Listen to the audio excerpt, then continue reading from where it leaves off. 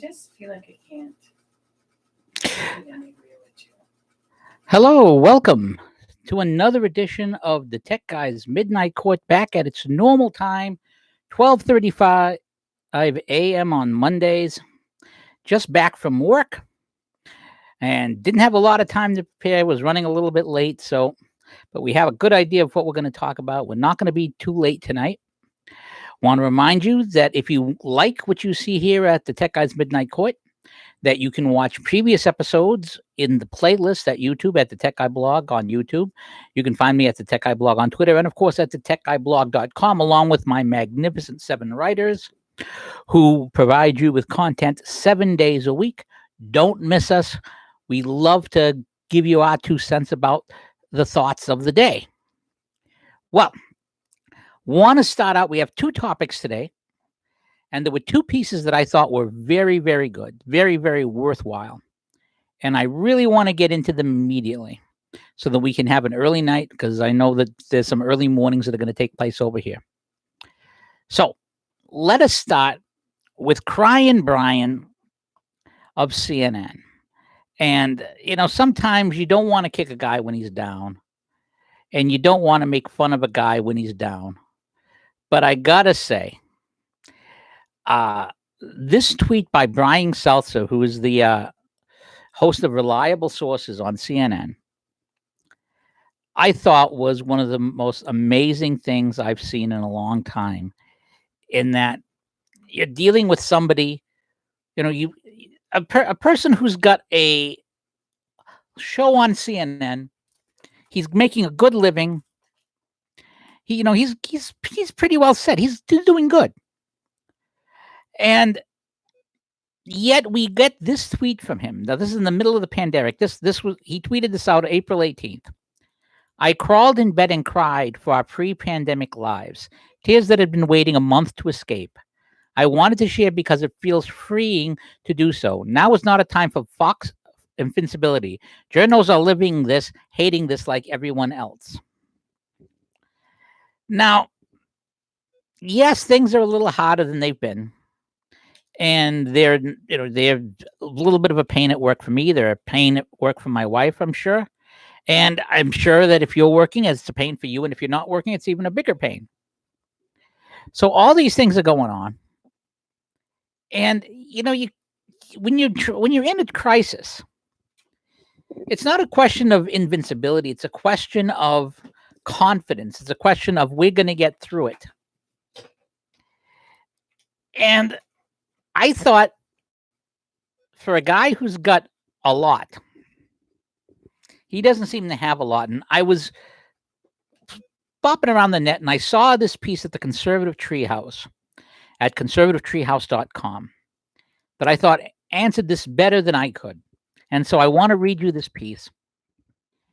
It's called CNN Journalist Cries Under the Strain of His Pathetically Soft Weakness.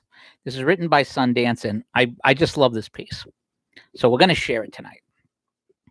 As a nation, the Wuhan virus has framed a reevaluation of priority, faith, family, community, and freedom.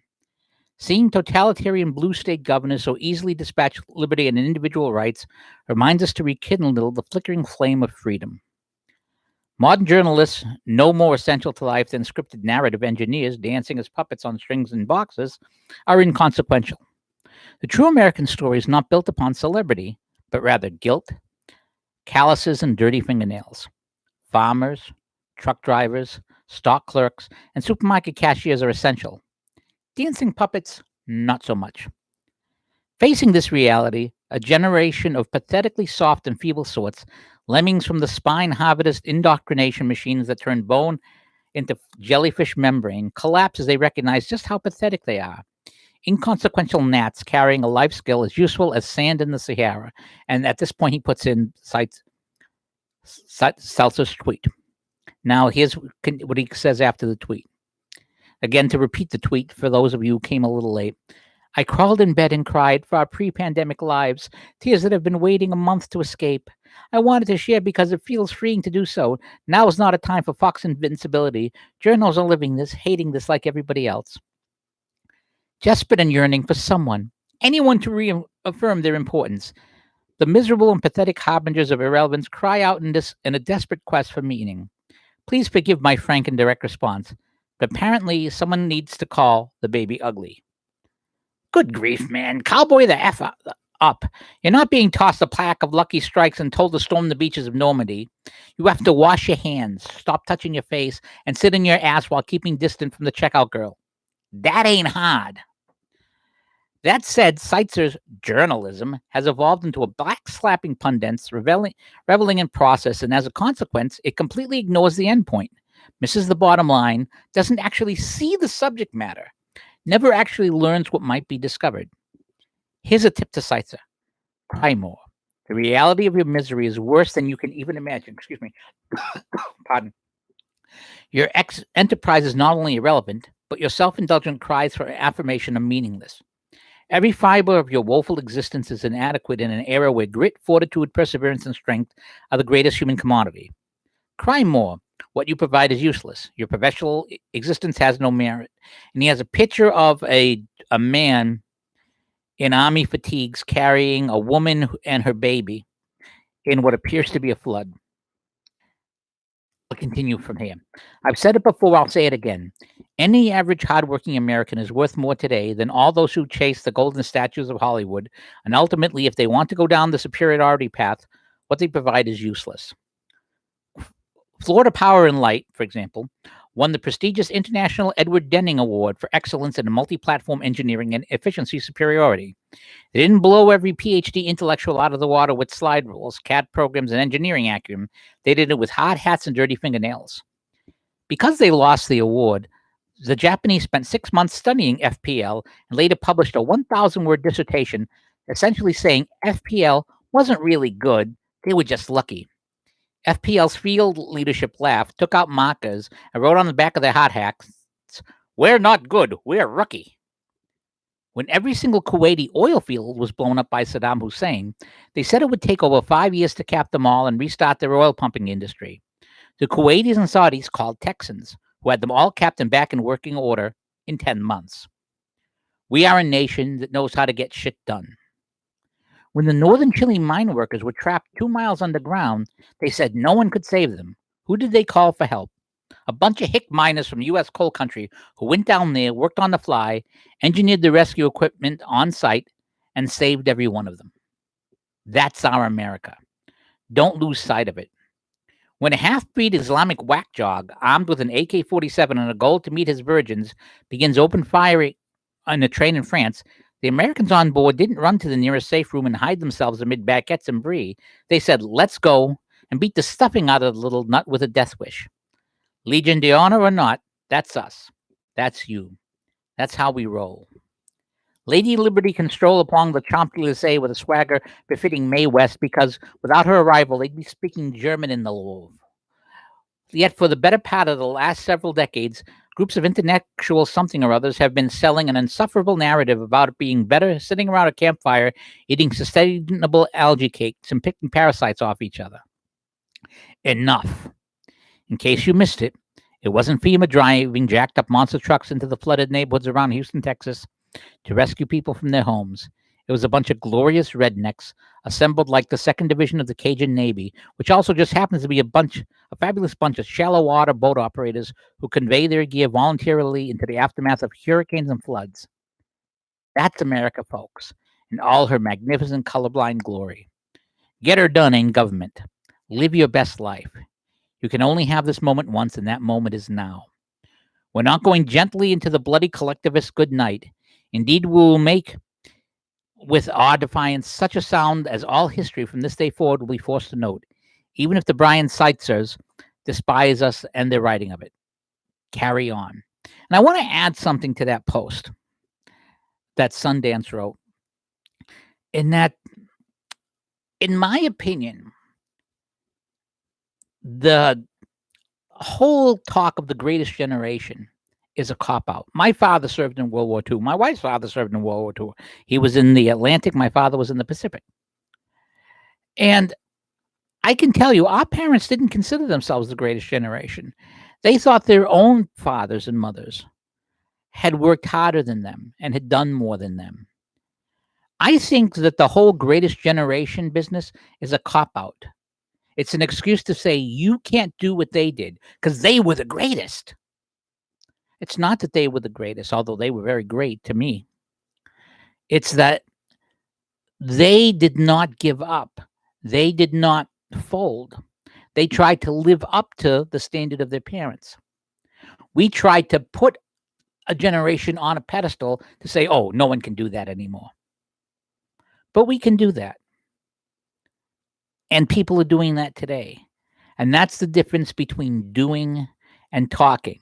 Now, given that this is a podcast, it's a little funny to be mentioning that, but I'm on technically a vital job, and I was just back after quarantine. My wife is back on her vital job as a nursing home. My son will be, after his quarantine, is back on his vital job at a supermarket. And my other son is working from home. And a lot of you are working too, doing things to keep America going. That's what's vital. And as we can do, so our grandparents, for most people, but we'll be at least as good as we can be in a time of crisis. How you carry yourself on a crisis, during a crisis, tells you everything about what a person is. And I think that's really something. And that's topic one. Now, topic two, again, this is going to be a short podcast. It was a post at Instapundit a while back. Well, not a while back, but it was earlier yesterday. And the post, let me scroll up. I'm going to bring up the post. Was basically South Carolina to reopen public beaches, retail stores next week amid pandemic. And in contrast, North Carolina governor gives troubling answer on church gatherings, encourages counties to be more restrictive if needed. And whenever Glenn Reynolds puts something up at Instapundit, after all, he is considered the blog father, there are a lot of comments. And there was one comment in particular that stood out, not only to him, and he reposted it, but it jumped out at me as well. And it was a list of things we've learned, the top 10 surprising consequences of the COVID-19 hysteria. And I want to go through these 10 things, and I'm going to talk a little bit about them. Number one, Democrat governors rediscover federalism. All of a sudden, they want authority. The government, federalism is suddenly a worthwhile thing. Democratic governors didn't care for these things this before. But suddenly in this crisis, federalism is wonderful. Number two, wannabe totalitarians can't help but unmask themselves. And a lot of times we talk about, I remember there was a friend of mine who was a colonel in the Army who used to say, if you work from the assumption that the left are pretty much Marxist, everything they do will make sense. And when we see what's been going on in Nevada, in Virginia, in New York, where they're asking people to turn in other people, take a picture of someone if they're not social distancing properly, says Mayor de Blasio. Now, I don't know if they're having that rule for illegal immigrants. I mean, I don't know if we can do, because after all, we can't turn in illegal immigrants. We can't enforce immigration law, but by golly, we're going to enforce social distancing laws. By golly, LA may not be able to take care of itself. It may be as bad as it's ever been, but we have the money to dump sand in skateboard parks to make sure nobody skateboards. It's ridiculous. And people given power will either abuse it or use it wisely. And we've seen plenty of wannabe totalitarians not use it very wisely. Number three, Trump gets a daily platform to smack the media around, watched by millions. And this is something that we've talked about over and over again. We talked about Brer Trump and the Corona Briar Patch a long time ago, how throwing Trump into the Briar Patch here isn't going to work all that well for the left. Every day now, he gets to smack the media around while he's giving the updates on what's going on. And the media has done this to themselves. So I have very little pity for them. But they can't, damned if they do, damned if they don't. If they don't cover him, then people will just watch it on YouTube or watch it from a live stream. They are in a no-win situation. And the president gets to take advantage of that because he knows the media very well. He's a media guy, always has been. Number 4, the CDC is exposed as just another dysfunctional government agency.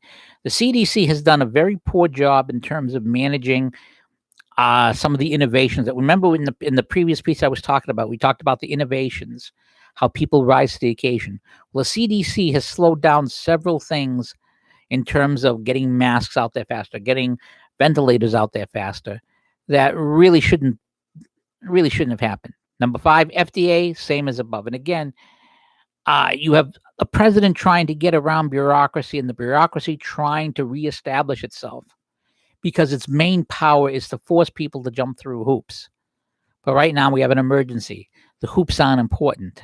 And and that's why they try and make you jump through them so badly, because once the hoops go away, once people realize that they don't need the hoops, then they're going to ask, why do we have these hoops at all?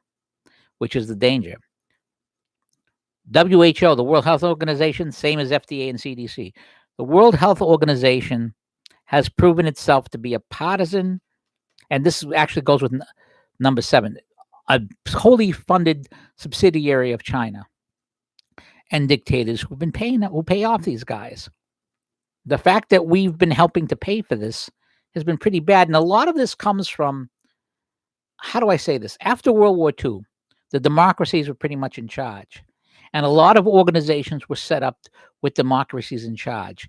As we left the Russians in, and the communist Russians into the pot, and as we let the Chinese into the pot, and as we let other people into the pot, they started gaming the system. It's sort of like Wikipedia. Wikipedia can be edited by anybody. Once you give power to people who are not democracies, they're going to game the system in their favor, and that's their nature. Communists are going to do this. That's their nature. So naturally, bureaucrats are going to find themselves bribed and are going to be very happy to take those bribes. Take a look at the guy in charge of who. Take a look at his history, and you'll see what I'm talking about. Number 7, the U.S. media is in China's pocket. Now, this is both right and wrong. It's right in the sense that the U.S. media is owned by larger media companies, and the larger media companies have big investments in China. And China, for example, if you own a movie distribution thing and you don't please China, your movie doesn't get shown to those billion people, which is why you suddenly never hear about Richard Gere talking about free Tibet anymore, because now the Chinese market is too important. It's why you saw the NBA kowtow. So the media wanting those Chinese dollars, they kowtow to China. But the media is also anti-Trump. And even if the media did not want to be run by China, they will run with China because it's an ally in their fight against Trump. It's what's used to call during the Cold War the anti-antis. People who didn't necessarily like communism, but hated capitalism so much that because they were the enemy, because they were Reagan's enemies, they were willing to go on the other side. The enemy of my enemy is my friend. China is Trump's enemy, therefore China is my friend, says the mainstream media. And what you want to do is reread my post called CNN's Letter to Sean Davis on the subject. It's a rewriting of Lincoln's letter to Horace Greeley, where he says, my paramount object is to restore the Union and not to end slavery or not. If I can do it by ending slavery, I will. If I can do it by not ending slavery, I will. If I can do it by ending it in some places and not in others, I do that too. The media's primary thing is to destroy Donald Trump and to beat conservatism. If they can do it by helping China, they'll do it. If they can do it by hurting China, they'll do it. And if they can do it by helping with them sometimes and hurting them others, they'll do that too. Same with coronavirus. The coronavirus is incidental to the media. It's just a tool to go after Trump. If they can hurt Trump by helping his efforts against the coronavirus, they will. If they can hurt him by helping to stop the coronavirus, they'll do that too. And if they can hurt him by helping sometimes and hurting in others, they'll do that as well. So number 7, I'm a little iffy on. Number 8, models completely useless except to frighten citizens. And remember, a model is just a guess. When you're creating a computer model, you're making assumptions. And you might have real data, but you're still making assumptions. Now, sometimes those assumptions are very good and sometimes they're not. But think about hurricanes, for example. Every year we have a bunch of hurricanes, and you'll see if you go to the site, you'll on Drudge or other places, you'll see here's the cone, here's the path for several days, and so forth. Now we've got very good computer models because we have, in the sense that we have literally 150 years of hurricane data. We know where they've gone, and especially over the last 100 years, we know their strengths, we know the wind, we know everything about them. Yet those models, which are only trying to tell 6 hours in the future, can be hundreds of miles off, sometimes thousands of miles. These models cannot be trusted, which is also why you can't trust the global warming models either. You're dealing with a lot of assumptions that are already there. Number 9, we now know Nancy Pelosi has a $24,000 fridge. Now, frankly, I don't begrudge Nancy Pelosi a $24,000 fridge. If she can afford a $24,000 fridge, no, God love her, let her buy it.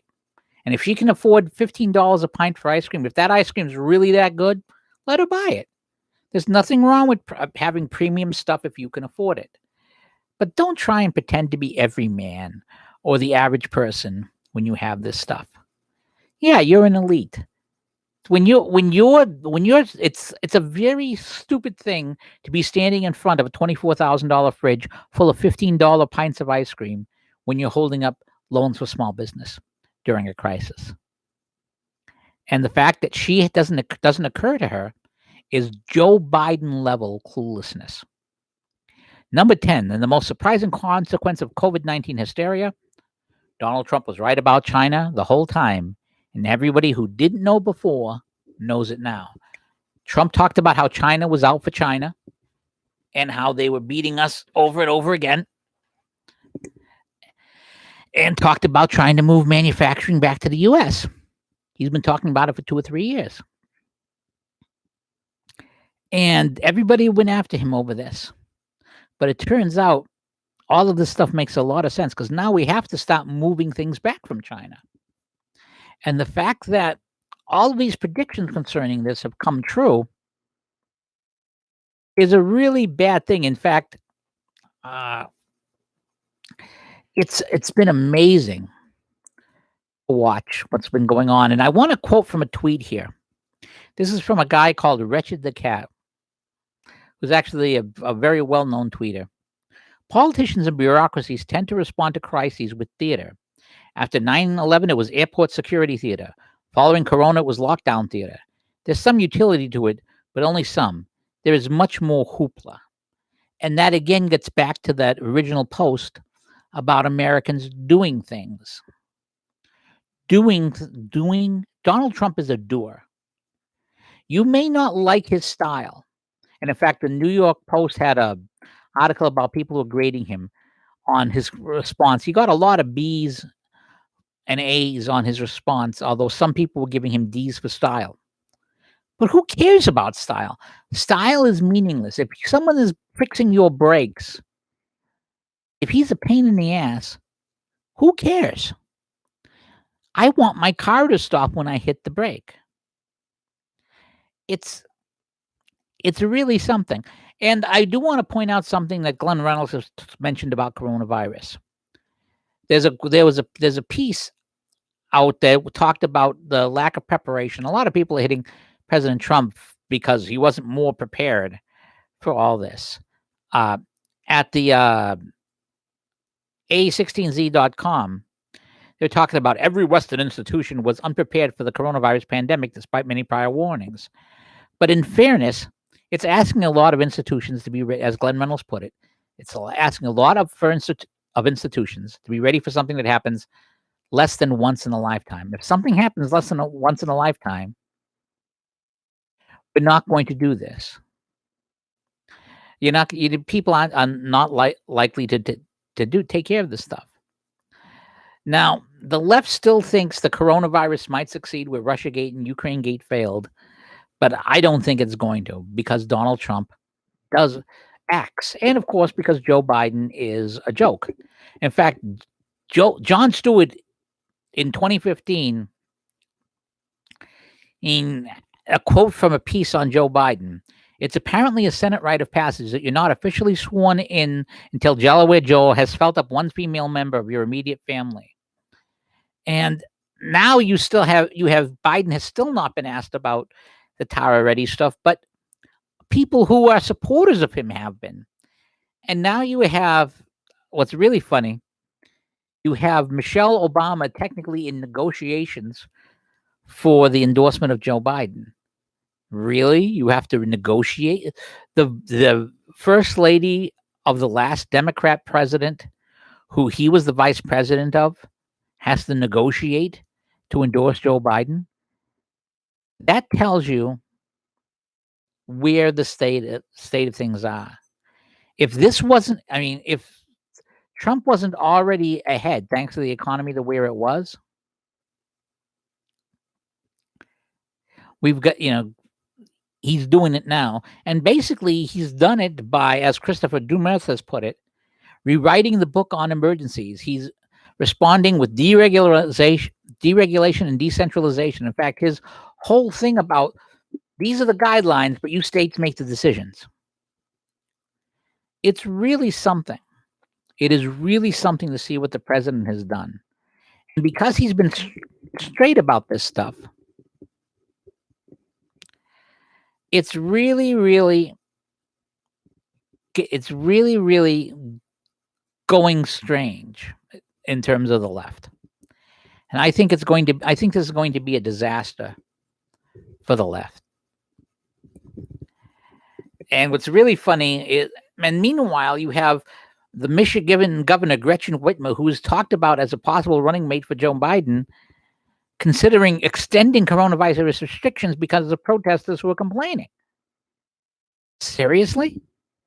This is what these guys are going to do, and they're going to beat Donald Trump? It's just ridiculous. It's just absolutely, positively ridiculous. But that's really the way it is. That's what it's become. And again, these are things that the coronavirus has taught us. But the main thing is this: when there's an actual crisis, when you actually need something, you need people who do. You need the workers who do, and you need a president that does. That's what we've got right now. And because we've got that, it's really something. Now, I want to throw in this little piece that's at Instapundit as well, that just went up in the last hour and a half. Quote, "This is the worst it's ever been. LA mayor announces city worker furloughs during the State of the Union address. When you lose your job, it's an unfortunate necessity. When unionized Democratic city workers lose their job, well, soon it'll be urgent to end the lockdown. It all depends on whose ox is getting gored. And as long as the left's oxes aren't getting gored, they're not going to worry about reopening. But once their oxes start getting gored, you see that happen. You're going to see it happen fast. Well, that's all we're going to do today. As I said, it's going to be a shortened podcast. We're going to be back Friday at 9:30 a.m. for our latest DaTechGuy's AM Court podcast. And I want to remind you again, if you like what you see here, give the video an up arrow. That helps us out. Subscribe, share this with friends. We're still a couple hundred subscribers away from me being able to monetize the YouTube channel, which would be very nice. And if you really like what you see, consider hitting the tip jar. The goal of the podcast is to raise about an extra $180, $200 a month. We've got about $50 so far for April. We made our goal last month, so we're about $150 away. So if you like what you see here, consider hitting the tip jar. And remember, you can find us at DaTechGuyblog.com, DaTechGuyblog.com, DaTechGuy blog on Twitter, DaTechGuyblog on YouTube, where you're seeing this. And remember the book, Hail Mary, the Perfect Protestant Prayer and Catholic Prayer. And remember, you can catch me on terrestrial radio, WQPH 89.3 FM, Shirley, Fitchburg, every Saturday at noon, hosting Your Prayer Intentions. Well, that's all the time we have. And the Tech Guy's Midnight Court is now officially adjourned. Take care, everybody. Have a great evening.